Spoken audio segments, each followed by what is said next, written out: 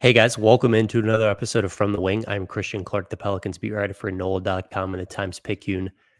Got a great show for you today. We're going to talk about this Miami Heat game. We're going to go over the best wins of the Zion and Brandon Ingram era in the last 5 years. It felt fitting after what New Orleans did in Miami on Friday. We're going to talk about some of the ramifications from Brandon Ingram's left knee injury, which happened in Thursday's game in Orlando. And then we're going to predict the next 5 games. The Pelicans have a really tough slate coming up here at home. They're going to have 6 in a row at home. The first 5 are, against basically the NBA's cream of the crop. I think we're going to, learn a little bit about this Pelicans team over that stretch. It's just going to be a really good test for them. Adam, I did the first leg of this trip in Florida. I was in Brooklyn and Orlando, and I hopped off before they went to Miami. The Orlando loss was just really, really tough. I mean, Orlando is an excellent team, really impressive defensive team. Oh my God, Jonathan Isaac off the bench is just unfair to be able to throw at Zion. And it was a humbling loss, and it was just kind of dispiriting too because of what happened with Brandon. The next night, the Pelicans obviously don't have Brandon Ingram. Zion Williamson scores a career low 4 points, and the Pelicans somehow beat the Miami Heat by 23 points. The Miami Heat were healthy. That was one of the best games I have seen the Pelicans play in my 5 years covering this team. I thought what they did was so impressive on the second night of a back-to-back to just outwork and outplay Miami. What did you think about what New Orleans did Friday? I think we saw there's apparently a level of defense that we can ratchet up to that. I would say the defense has been great, but when we talk about like getting into the playoffs and matching up against teams, like the teams that really make waves can tighten things up in windows where things look like they're impossible. And I thought Miami in the first half was like a little passive. They're not like this wild shooting team, and as healthy as they are, they were missing like Hero and Robinson, who are the shooters. Rozier hasn't Yeah. shot well for them.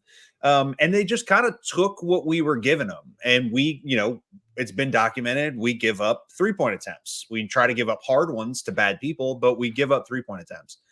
But they just kind of weren't forcing the issue very much. That's a career long question with Bam Adebayo is like, when will that become consistent? But then Jimmy starts to attack and starts getting really aggressive. Rozier knocks down some threes and things, and we just kind of turned it up again. And that was that. And we're going to get into the JV stuff, but like it just shows you how many different ways this can be done with this team. We've talked about depth and stuff, and it's just one of those, like, it's a hard working, gritted out win, and it was convincing. And like Steve Jones has a rolling stat right now of like what the win-loss record is when CJ scores 20 points, when he gets 5 assists, and then when he gets both at the same time. And basically they just never lose when that happens. And there's one just like that for Trey, when Trey has like 4+ made threes. They have like 19 wins or something like that in that circumstance. I might have inflated that. It might only be like 10 or 11, but it's something like that. So those two guys, I think it kind of illustrates that there are two guys looming below Zion and Brandon that can really, really float your performance when they're potent. Yeah, absolutely. I mean, there were so many things to like about this game.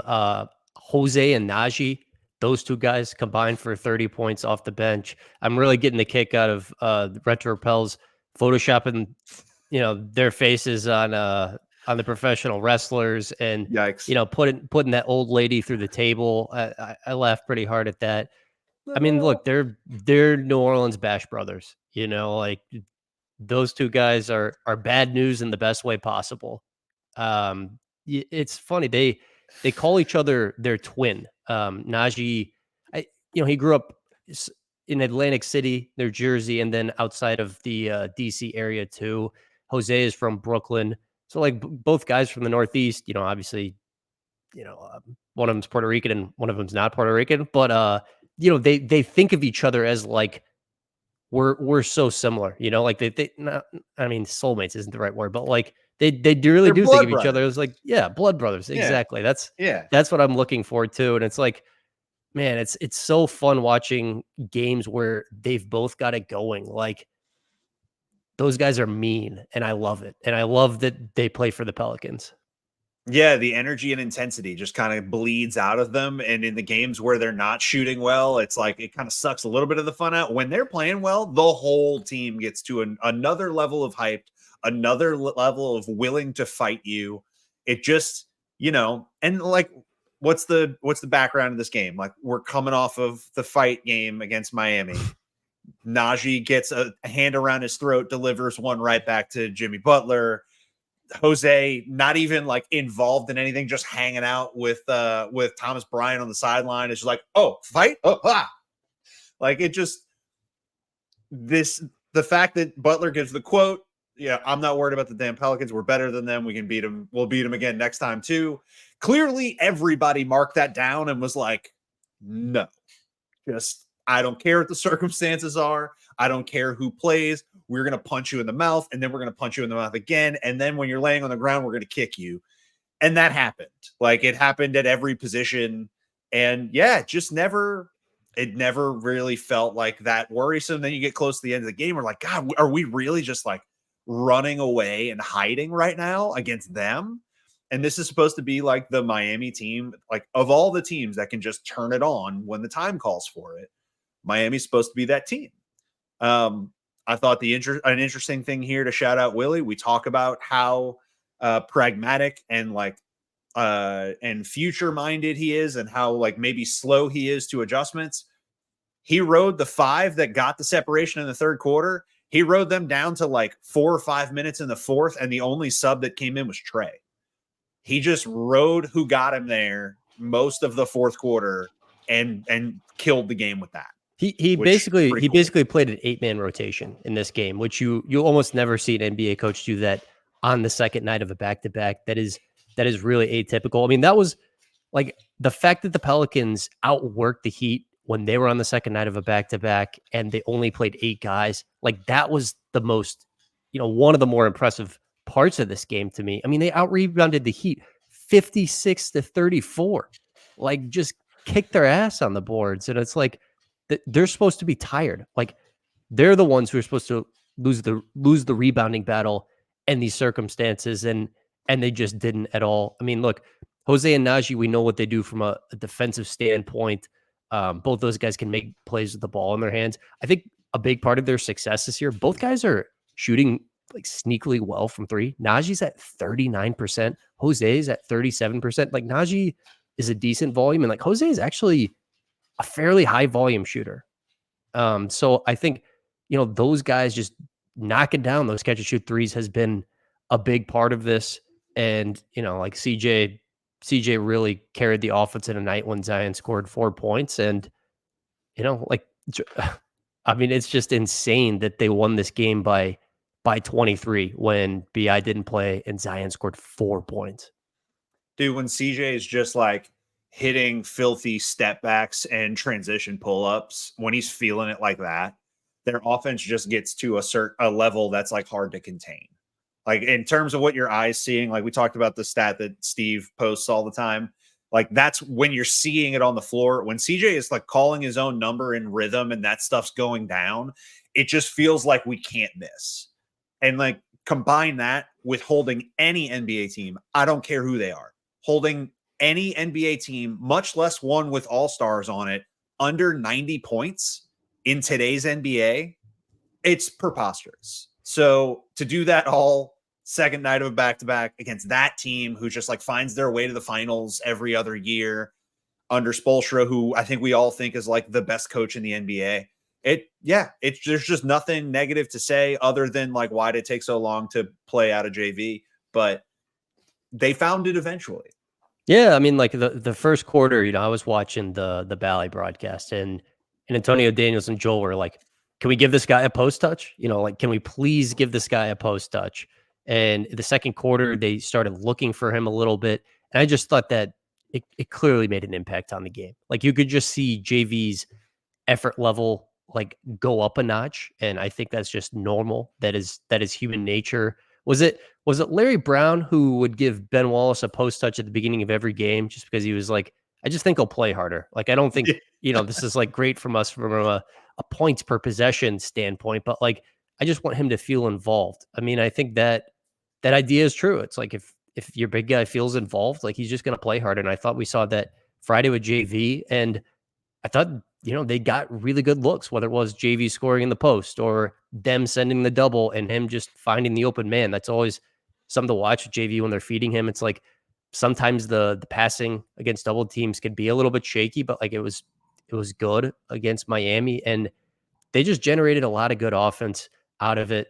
One of my biggest gripes from last season was after Zion went down, like they just did not adjust quickly and feed JV enough at a time when they were really struggling to score. It took them like weeks to get back to that. And look, when Zion is not out there, and like when you're at full strength, I get why you're not feeding JV, but like when the Pelicans are missing offensive creators, I think that is something they should explore. Like, just I looked at like JV's points per possessions out of post ups, 1.12.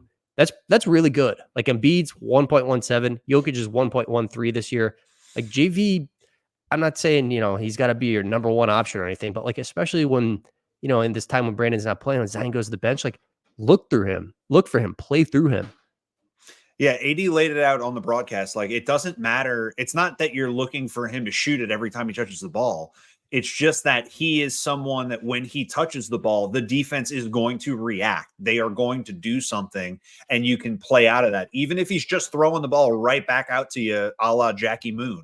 Like, he is a reliable option. And when it just comes to struggling to initiate plays because you've lost a ball handler and you don't want guys like under, heavy pressure at the point of attack, and you just like want to hit the release valve a little bit, you can trust JV with the ball for a couple of seconds down low and just make the situation a little easier on yourself, because we will see traps at the point of attack. We will see blitzes.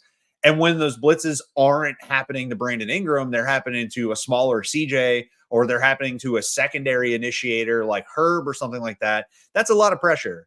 So like you have this safety valve there, even if it's not like, yeah, sure. Do I think you're going to go down and you're going to post JV up 30 times and, try and get him a 30-point, 20 rebound game, or like, that's not what we're talking about.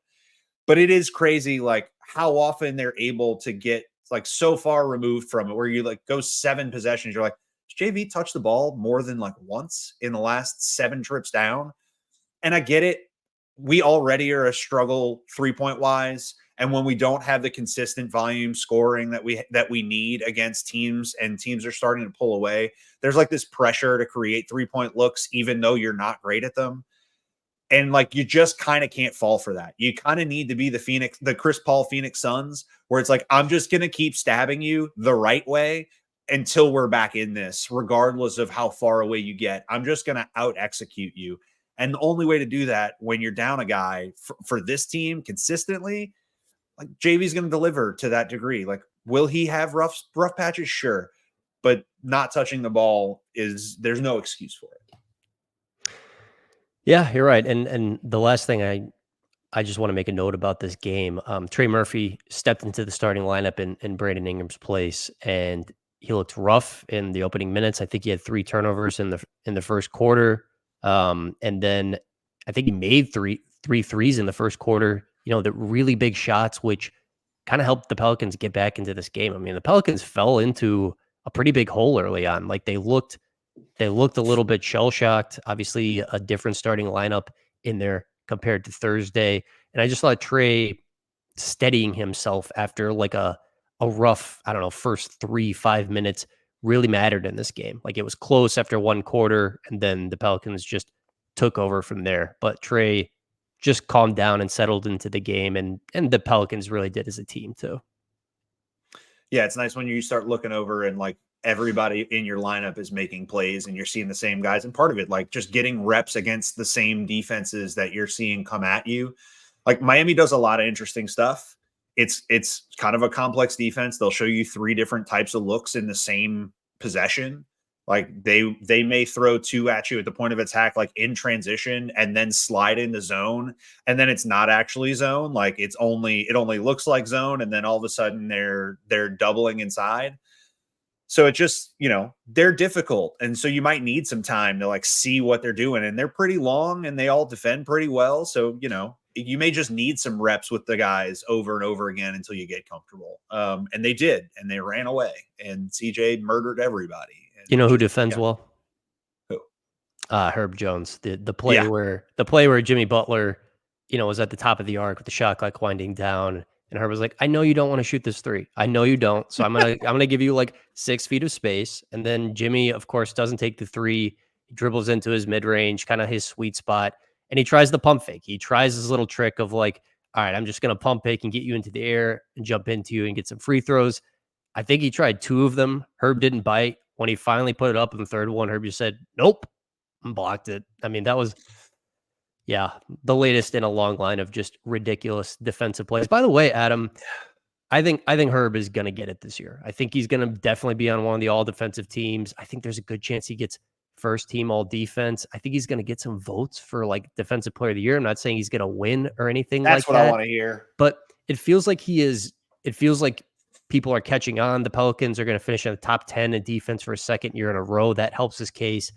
I mean, I just think doing it over a long period of time, like a lot of the defense voting is just name recognition. But like I can just tell people are figuring it out, and he's going mainstream. Like I listened to the Bill Simmons pod today, and they did like a draft of every defender in the NBA, and like Herb was like a super high pick, and I was like, okay, this is a good indicator that like everyone sees this now. So I think he's going to get it this year. Oh, I think if it's not first team, like the line is still there. If it's not first team, we riot. I'm past that to the point of I want DPOY votes. I don't expect him to win it. Like every year, this is kind of Rudy Gobert's award to lose. He has an entire defensive system, and he remains elite at it. And the people around him are better when he's on the floor. Like it works, and he's playing, with a team that's preposterously big and athletic, and so it like looks even better and more disastrous than it's ever looked. But Herb is also a defensive system himself, and he's not over 7 feet tall, and he does not have an 8-foot plus wingspan. So that's crazy. It's absolutely insane that the defensive floor is this high, and the highlight defensive plays every single night. Like I'm going to remember the Paul George run out 3-point block. I'm going to remember it for the rest of Herb's career, because no one thought he was going to get there. Paul George didn't think he was going to get there. It's just a preposterous amount of space to have to cover and to get there and to get a hand on it. And he's got so many where he like has to pirouette backwards. He had one in the Pistons game where he gets spun around and he somehow gets back and blocks it again. He's at 17 3-point blocks. It's just crazy. So he's top 4 in 3-point blocks. Fact check. And it's 15. It's 15. I double checked it today. 15. That's right. No, the two above him, Halliburton and Scotty Barnes, have 17. My bad. That's all right. And Matisse Thybulle has like a preposterous 25 or something like that. 24 or 25. Yeah, the one in the Pistons game really made me laugh. It was like dude in the left corner, and he got Herb to bite on the pump fake, and Herb came down and then twisted around and then blocked it with his left hand while he went up. And then he basically just shook his head. He's like, nope. It was a really fun moment. I clipped that one. All right, Adam. I went through all the game logs from the last 5 years. I thought it might be a fun exercise to just compile a list of the Pelicans' best wins since 2019-20 in the Zion, Brandon Ingram, David Griffin era. And I came up with a list of 6, one of which is this Miami Heat game that we just spent some time talking about. I just put them in chronological order. I didn't want to rank them. I just need to let me know if you think I got this right, and I will start at the beginning if that works for you. Run away. I got one from the 2019-20 season. I mean, this was, a weird year because Zion missed the first half of the year and all that. And like, we barely got to see what the whole team looked like together. January 31st, 2020, the Pelicans beat the Grizzlies 139-111 at home. The Pelicans started Lonzo Ball, Drew Holiday, Brandon Ingram, Zion Williamson, Derek Favors. They had JJ Redick and Josh Hart off the bench. There was just like a moment in time after Zion got back and before the world shut down because of the pandemic, when that team looked really dangerous. Like when everything stopped in mid-March, I just remember I was like, the Pelicans have this favorable schedule. Yes, there's some ground to make up against Grizzlies, but I felt like they had at least a chance to do it and did. I mean, that was an impressive collection of talent that they had. I mean, I get why they changed it so much, but they looked really good there for a hot minute. Derek Favors is a real monster. I'm kidding. I had to pick that out because like seeing his name again was a bit of a loop. No, so that was like the Zion and JJ playing together flash. That was the we have this one crazy offensive thing that like you can't do anything about either one of them playing off each other, and like no one in the NBA is going to stop this. And it's next to like guys that can really defend, and then the all-world Energizer Bunny Josh Hart. It was cool. That was the first Zion thing where you saw like a weapon and a glimpse where you're like, oh, the whole NBA is going to really struggle with this. Yeah, like from the very beginning, he was, one of the 15 or 20 best offensive players in the NBA from like his very first moment in the NBA, which pretty good. Pretty good. I remember Stan Van Gundy during his one season in charge was like, yeah, this is like one of the best young players we've ever seen.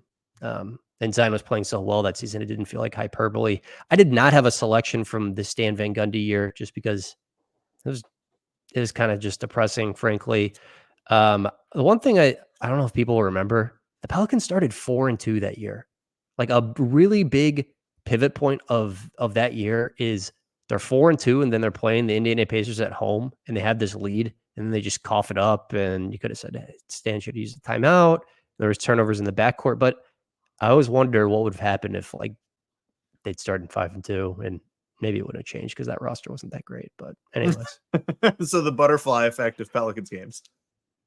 Hey man, it's all on a knife's edge. Okay, I've got three games from the 2021-2022 season. This was Willie Green's first season as Pelicans coach. Zion obviously did not play at all this season because he was recovering from a right foot injury. See if you can remember this one. February 4th, 2022, 113-105 road win in Denver. Jackson Hayes started at power forward that night, scored 22 points on 9 of 9 shooting. Brandon Ingram, 23 points and 12 assists. And Herb Jones, 25 points and 8 of 10 shooting. He scored 18 points in the fourth quarter. Sure. We do have these couple like weird games with Denver over the course of the last few years where like we shouldn't, but for whatever reason, just shoot the lights out and then never give up the lead when the whole time you're waiting for Joker to just snatch it back from you. So yeah. I mean, a Herb 18.4 will do it to you. Yeah. That was his rookie year, man. Like this guy was a second round pick, rookie year, starting for the Pelicans, really helped things get turned around. Obviously his greatest strength is his defense, but it's like this guy can score 18 points in the fourth quarter. He's a hustle dude. Like if you have breakdowns, he's gonna punish you. And if you're gonna allow the game to be a hustle off, he's gonna out hustle you. So, it was probably one of those spots. I'm laughing over and over again, just looking at the stat line. Jackson Hayes, 22 points, 9 of 9 shooting. Dude, how the hell did they let that happen? Jackson Hayes, man, like we can make a lot of jokes. Starting him at power forward next to Jonas Valanciunas, like did help the Pelicans a little bit that season. Yeah, the Pelicans went to it, and they kind of rolled with that really double big starting lineup, and that was what they used all the way until they got to the playoffs, and they continued even starting that lineup in that first round series against the Suns. It was, it's kind of funny to look back on. It was the most intriguing he's ever been because he got pulled out on the perimeter defensively as a 4 and it worked. And you were like, wait a second, your principles are not great. I've seen you play defense. This doesn't really work well. But the thing that he has in spades is the athleticism. So if you can coach him around like, hey, we want you to come out and we want you to recover back to the rim, like you keep that dude galloping, things are better. What you don't want is just him with his feet standing still. Like that's when things, like if he gets out techniqued, he's screwed. But if you set this up so that he's defending on the move, he's probably got a little bit of an advantage. And I remember that because he even got pulled out. We used them in the Phoenix series. He got pulled out against Chris Paul a couple times and had good reps against them. And you were like, okay. Yeah. His fatal flaw as a basketball player is that he can't play the defense you need a center to play in the NBA. He can't defensive rebound well enough. I mean, he can't split two between the big guys rolling to the basket and the point guards here. I got to split the difference between the two and kind of, give my guys some time to get back. He can't do those things you need your center to do in the NBA defensively. All right, next one on my list, March 27th, 2022, a 116-108 home win over the Los Angeles Lakers. The Pelicans fall behind by 23 points in the first half. LeBron had it cooking that night. He scored, I think, 38. Trey Murphy scores 21 points off the bench. Every single one of his points is in the second half. This was a big light bulb game for Trey, where if you really go back and look at that rookie season, he played a little bit at the beginning and then he got sent down to the G League and then he was out of the rotation. And then the spring, he was back in the rotation. And this was a huge confidence game for Trey. This was just, a massive performance. The Pelicans go 3-0 against the Lakers this season. This was their second win. They would beat the Lakers not too long later in Los Angeles. There's some sweet parlays going around up at the old Hub bar during this game for me and my boys. This was a fun time. Honestly, the playoffs started this game because in the run up to the playoffs, this was a Pelicans had to have it game.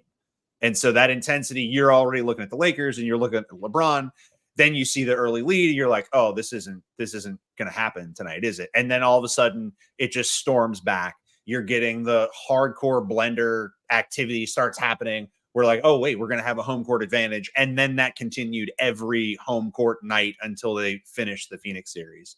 I was there. This was an awesome game. I actually went to every home game from there forward. Because it was just too good to pass up. But yeah, I'm pretty sure I hit a $400 parlay that night.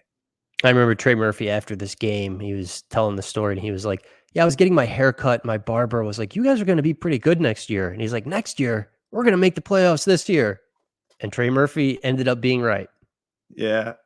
I remember that story. Oh, that's good. Yeah, dude, this was awesome. This was the beginning of this was fun. This was weeks of fun. Next one on my list, this is the biggest no-brainer. I'm sure everyone can guess this. April 15th, 2022, 105-101 win over the Clippers in Los Angeles. This was the play-in tournament game that sent the Pelicans to the playoffs. Just extremely dramatic. They're down 10 points going into the fourth quarter. Willie Green gives the "you got to fight" speech. Trey makes a bunch of clutch shots in the fourth quarter. Brandon Ingram had a great game. Larry Nance Jr. closed the game and played really well. This had everything. You got to frickin' fight.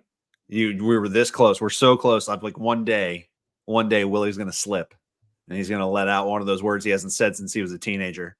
But you got to frickin' fight. Yeah. So this is the game that kind of launches Willie's tenure a little bit. This is where an extra bunch of belief comes from. We're going to hear the clip, "You got to fight" forever. We turned it into playoff t-shirts. It became part of the playoff video vignette that they played before every game, which was a really sick, leveling up for our in-house media team too. It looked, the game's dramatic. It's a huge deal. It's hey, okay, you actually have earned your way in. Yeah, this was just this whole little run. This is the best Willie stuff we've had, is from that Lakers game on into the Phoenix series. This is the stuff. I almost got Willie to swear in Brooklyn, I think. That's all I want from any of you. If you before the if you game, ever pull that off. before the game, I was like, "Look, I know you went to the Detroit Mercy. Do you have a Big Ten team that you root for?" He goes, "Hard no." Like it was like a quick, like emphatic no. And I think he didn't. I've never heard him swear, but it was close. It was close. That's all I want in life. I just want it to slip one time. All right. I've got two more on the list. They are both from last season. I guess maybe I could have had more from this season because there's been a lot of great wins, but we talked about that Miami game forever. So December 11th, 2022, 129 to 124 win over the Suns in overtime. This was the end of the Pelicans' 7-game winning streak. This was 2 days after Zion Oppenheimered the Suns with his 360 dunk at the end of the game, and the teams tried to fight, and the Suns were in their feelings about it.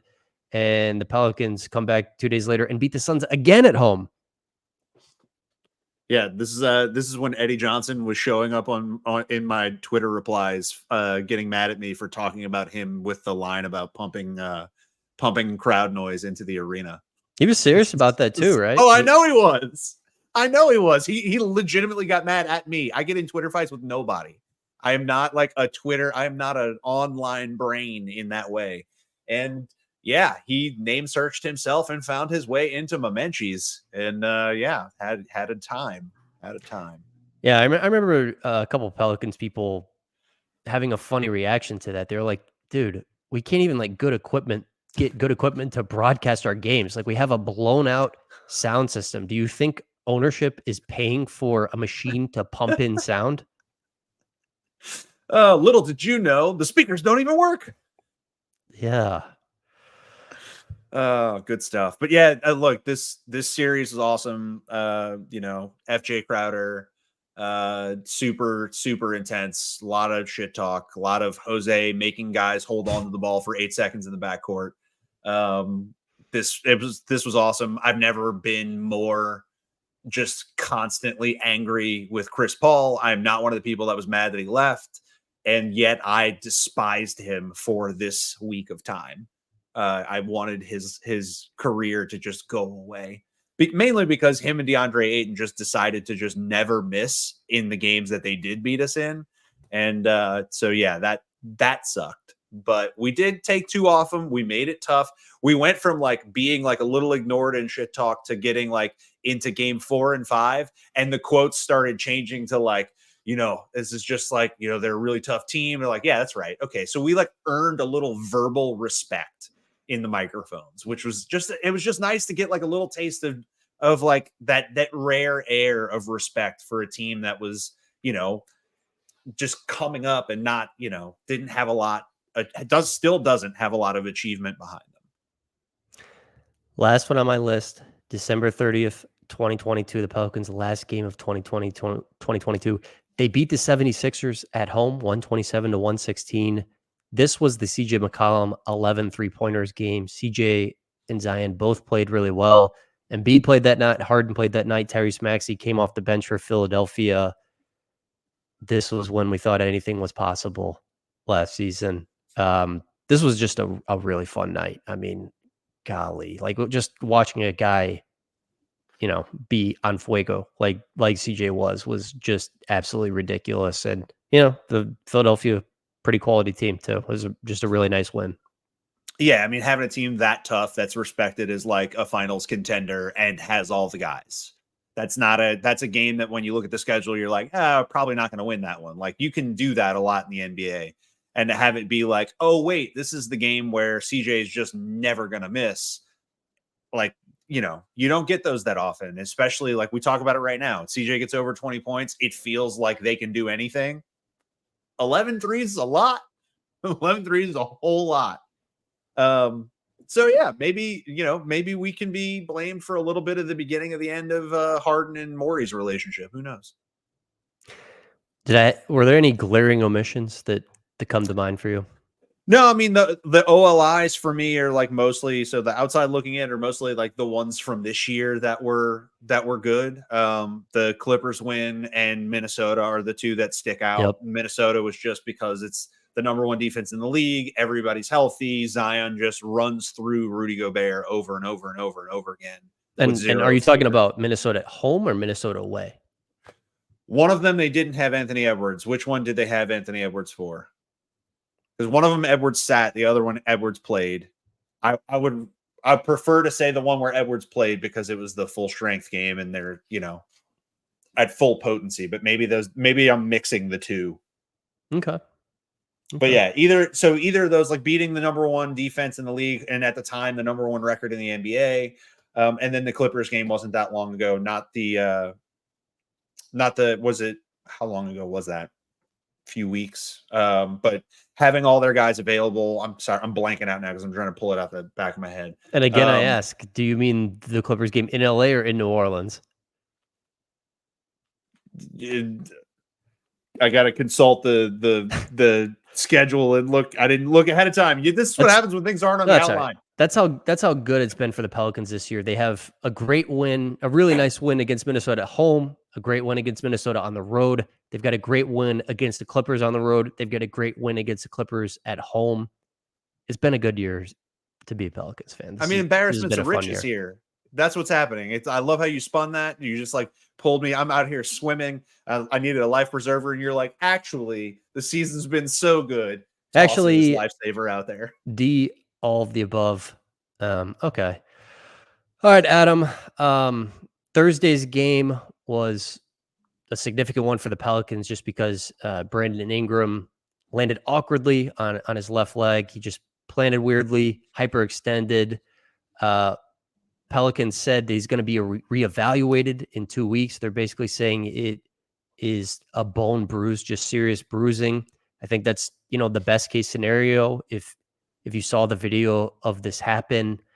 Look, I think it's clear the Pelicans are going to roll with Trey Murphy in Brandon Ingram's spot for the foreseeable future until Brandon Ingram is able to get back. But what are your overall thoughts on this team being out without BI for, the next 2 weeks at least? He's going to be reevaluated in 2 weeks. I think realistically, we're looking at most, if not all, of the regular season without Brandon Ingram. Yeah, so that I was hesitant. I was terrified when I saw it happen. The way that his leg bent, like the hyperextension, was pretty drastic. The one thing where we were lucky was that he didn't have pressure laying on him. Like he took a shoulder charge, but he was bracing his own body weight, not getting slammed when the knee went. But I was totally ready for an LCL or an MCL to be torn just because of the drastic angle that the knee took. You just never want to see that. And then the fact that he needed to get helped off the court, he was able to put some pressure on. But I just started preparing myself for the worst and hoping not, though, because, one day we'll do like the pod of things that could have happened that never happened and talk about the trades we didn't do. And we can talk about how Brandon doesn't like lose the postseason this season. But that's what I was afraid of, was like in a crucial year when he's about to get paid, that you may have the decision made for you because the pressure is too great to pay somebody at the level that he needs to be paid. And you just don't get to see the end product again after you've put these guys together for this long. Would have been a terrible way to go out. Now, best news possible. I'm with you. Like once we're, this is like a two week evaluate, see where we are. This shit hurts a lot. So it's probably, like you said, it's going to be most of the regular season, if not the entire regular season. I don't care though. I'm just glad that he's going to be able to get back, and I'll be intrigued to see. Cause like, he's mostly beaten the SAWFT allegations this year. And I'd be curious to see, and like no pressure here because we don't know we're not inside his body and this looked gnarly, but if he's able to come back during that, like just after that post 2 week time frame, whether it be at the third week or just short of 4 weeks, like for him, that's incredible. And it's a testament to like where he's at this year and the level of competition he's bringing, how seriously he's taking all this stuff. So where are we going to be? I had people asking me if Hawk was going to get in the lineup like right after this happened, and I just kind of said no. I think the way this slots is like you have to look at the skills that go off the floor. You're losing size, you're losing ball handling, you're losing initiation, you're losing defense. The guy that replaces that the most that's healthy right now is Naji. So Trey slides into the starting lineup. Naji's minutes go way up. And I think it creates an on-ramp, an expectation of on-ramp for Dyson as soon as he's ready. And we should be like right around the corner on that. So I think the defense will look good. I think the offense, Trey, just as a profile player, is a far more valuable player, like per possession, in terms of the type of shots he takes. He's either at the rim or he's taking a three, which is the exact opposite of Brandon most of the time. So they should cancel out like production wise with that little bump. If you get more from anywhere else, that's great. I think the thing I get most concerned about is putting CJ in like high leverage initiation situations and against teams that have like really aggressive point of attack defenders or a lot of size, because that can be really rough for him. We've seen him get overextended in that role before. So I'm really like, I'm looking for Dyson to get back because I think we're going to need him. Yeah, I mean, I think one interesting wrinkle of all this is it's not pressure, but it'd be just wonderful if the Pelicans get a top 6 seed. They're in a really great spot to do that right now. They're in 5th, half a game behind the Clippers, 2 games ahead of the Suns. The playoffs start on April 20th. The play-in tournament starts on April 16th. So if you're just able to get that playoff spot out right, you could start game planning early. And it's also just like here are 4 or 5 extra days for you, Brandon, to practice if you're ready. We'll see. But like that's a somewhat significant just period of time, like a little extra cushion to, ideally get him back and reintegrate him. So you'd love to see them still be able to get a top 6 seed. As far as my on-court concerns right now, look, I think Trey is going to do a fine job of just like sliding in next to Zion. Zion and Trey are just a really clean basketball fit offensively. I think the starting lineup, like if you just look at like the net rating, is going to be fine. I think the biggest concern is, when Zion goes to the bench, like they have Brandon Ingram out there most of the time, and Brandon Ingram is a very good creator. Like who handles that creation stuff when Zion is on the bench? Is it CJ? Is it JV? We talked earlier this episode about the need to play through JV. I think that's really important in those moments where Zion is not out there. Like lean on JV, use him as an offensive hub, please, because I think he's a guy who can do that. But look, we don't need to say that it's bad to lose the guy who has arguably been your best player this season. I mean, I voted Brandon my first half MVP. One of the best tough shot makers in the NBA. Pelicans' best passer has been for years, and a guy who is actually defending at a pretty high level this year. So yeah, it is not good to, lose arguably your best player for a period of weeks. Yeah, and the right answer is going to be all the answers, right? I think we're in trouble if any one of the guys' names that we just called out are the guy looked to replace the production, replace the initiation, replace the defense. Naji's going to have to be aggressive. Trey's going to have to be aggressive. Trey's going to have to play solid defense. CJ's going to have to be clean in the looks he initiates. And they're going to need a steady flow of JV just to take the pressure off of everyone else. It needs to be all. Easier said than done in the flow of a game. I think they want to do these things when they get into a game. And then when you start going possession for possession, it's easy to get like lost for a few possessions. And we've seen that all year, even in the games where they've been good about getting the ball to JV. They've had little stretches where they've gone like 3 or 4 times. And then like you see CJ go, oh shit, we didn't throw him the ball. Next time down, it's like 2 deliberate inside passes just to make sure like we make it up to him. So, the answer needs to be all the above, but like Naji doing that stuff that he did against Miami and against the Pistons, driving into the middle of the floor and just rising up with that little short floater, these lobs where all of a sudden like Naji is the lob king. Who knew? Like, Naji is our glorious lob king. We shall crown him and long may he reign. Why did you steal the ball from him? Can we crowdfund his contract maybe and keep him here? Why did you steal the ball from him? Because he didn't deserve it. Great line. Oh, dude, every line from him is great. Oh my God. He just, yeah. whatever. If we seriously though, GoFundMe, is Kickstarter still around? I think we could like crowdfund it. I think we'd get enough interest. Just keep him here. I don't care how. Look, I am praying like in a small way. I don't think this is real. I don't think this is realistic at all because I think he's going to get like $8-9 million a year, maybe even more than that, depending on the team.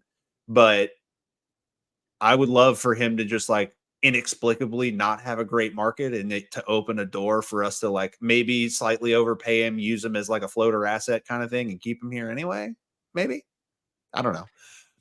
I'm just enjoying it right now. Like he is so much fun to watch right now. He's balling. Like good for him. You know, like undrafted guy out of Xavier 2020, earned his spot with the Stan Van Gundy year and kind of worked his way into the Pelicans rotation. Definitely a guy that Willie Green favors. You know, like we just know Willie Green is partial to those, you know, tough defensive minded guys, and he's playing great right now. And look, the Pelicans have the second best point differential in the NBA, and he's been a big part of it.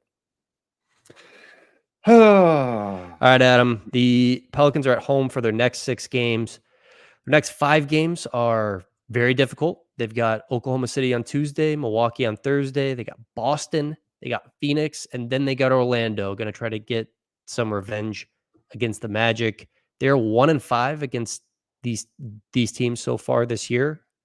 What would you predict their record is over the next 5? So there's my head and my heart. And my head says, get 2 of these and it's fine. I want to get 3 badly. I felt for whatever reason for weeks now, I just feel like we're going to do OKC and we're going to get one of Milwaukee or Boston. I don't know which one. I lean Milwaukee because they're a little more flawed.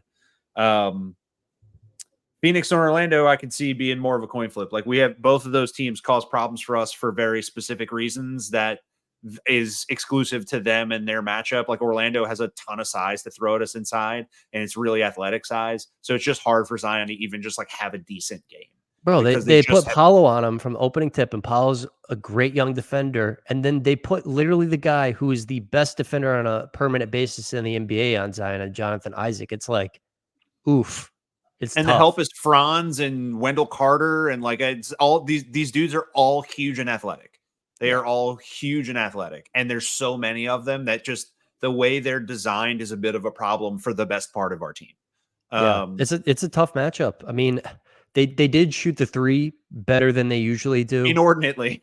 Yeah, yes. And the Pelicans didn't. I mean, the Pelicans can definitely win this game, but like I can't wait for that rematch. I mean, I think they're fascinating. I think Pelicans and Magic are alike in some ways, man. There's a lot of similarities. Yeah, they've gotten to do and experience a lot more than us, but yes, we are both jilted, we are both disrespected. We are similar builds that don't make perfect basketball sense. We're still trying to find the end of rotation pieces and the primary fits, all those things. Still some debate about the ceilings of players. Those guys are 3rd in defense. They are 3rd. Yeah. Jamal Mosley, shout out. So yeah, and then Phoenix, it's just like Durant and Booker's a lot. Beal hasn't been the most incredible, but Grayson Allen shot like a career high 3-point volume and percentage, and he's playing next to Kevin Durant and Devin Booker, and that's just always like we seem, especially with them, we have seemed to buckle a little bit under the oh shit, that's Kevin Durant and Devin Booker, and that's the thing that I want to see different. But look, we're a different team recently. This is the Zion bought in on defense. Like, look, in the Pistons game and in the Heat game, you're up. The game's done. And Zion is still deflecting the ball with like 4 and 5 minutes left. Like he is bought in on a different level right now. He's the way he's playing is just, it's altered the Pelicans ceiling. It's just made them in a different team for the better. Yeah, I mean, all of their lineups make a little more sense. Like all of a sudden, he can't get attacked. He's not there. People aren't looking for him because it's not a great matchup anymore. And he's helping, and he's destroyed. Like we're getting rim defense from him from weird angles and stuff that he just hasn't been able to deliver before. So yeah, I think they can get. long story short, we just did a whole soliloquy. I'm going to say 3 out of 5. I'm going to go optimistic. I'm going to say 3 out of 5. I don't know which of the Phoenix or Orlando. I'm going to say they get OKC. They get one of Milwaukee or Boston, probably Milwaukee, and then one of Phoenix or Orlando, but not both, because it's just an impossible slate. But yeah, I'm going to go 3 and 2 in the next 5. Okay. I'm going to go 2 and 3. Look, Who are your 2? My 2, I think they're going to get that Orlando one, and I kind of like them against Oklahoma City. Yeah, I feel coming around. I feel like they might be, due for this one. Oklahoma City at home, and I could see Phoenix going either way. I don't know. I'll just say 2 and 3. That's all right. If my head and my heart both feel that. Adam, these are the fun times right now. Pelicans only need to win six of the remaining 11 games to get to 50 wins. I think that would be a monumental achievement for this team, for Willie Green, for David Griffin, and everyone involved. It's fun to watch this team just compete like they did on Friday. Like if you care about a team, like that's all you want to see. Like you just want to see your guys care. And it's like, that was a great effort on Friday. We are, during this run, during this little 5 games that we just talked about, we're a little Zion run away from like maybe being able to talk about all NBA. Just saying, if they do well in this next little run, it's going to be kind of hard to ignore. Hopefully we're in a position to talk about that next week. What a wonderful place to be, though, that's even like a thing we get to like toss around. None of this is like the devastation of like, can they get to 40? Like, we have been staring at 50 wins for a month and a half, and that has been the bar. And it looks like they have a great shot to get there. And this run can decide it. Like this, if they do really well here, if they hit like my number instead, the possibility here may be like I'm going to keep calling this out, that 3-game stretch at the end of the season, Sacramento, Golden State, Lakers, the back-to-back in California, and then the Lakers game. Those could be so crucial, and I would love for them not to matter. I would love for the Kings game to be like the cherry on top for your record, and then Golden State and Lakers is just no stakes other than putting your foot on their throat. That is my dream. I do want the Pelicans to complete the royal flush in Sacramento and go 5-0 against. So you did good. So that's what you're going for. You're going royal flush, because that was what was in my head too. For the 5-game sweep, name it after the Kings. If they're going to be the ones, royal flush. I'll take it. It's like a B-, but that's what I'm going with. I couldn't come up with anything better. Like it keeps it like locked in time. Like if you use it in the future, you call it the royal flush, you can always harken back to the first one that happened was against the Kings, So there's at least that. Like it bodes well for the future, but it's not the most creative thing in the world. We're still working on it. We're flush, 6 more wins, get the 50. Adam, thanks for doing this, buddy. We'll talk again next week.